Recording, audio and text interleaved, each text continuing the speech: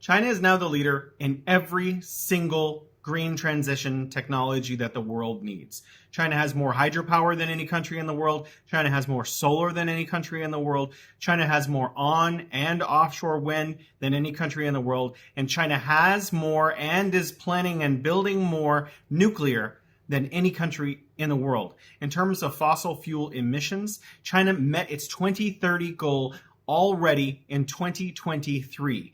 And it has another goal to be completely carbon neutral by 2060, which it will likely beat, I am guessing you, before 2050, based on its current builds.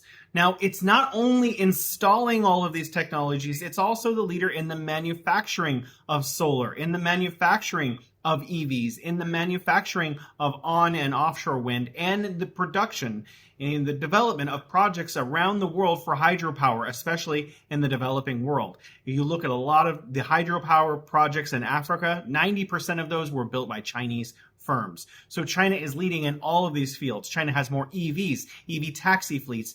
It has more charging stations for EVs. It has more EV bus fleets than any country in the world. In every single one of these technologies, China is both manufacturing more than any other country in the world and installing and using more of these green energy transition tools than any country in the world. So hands down, there is no competition. China is the world's leader in green transition technology.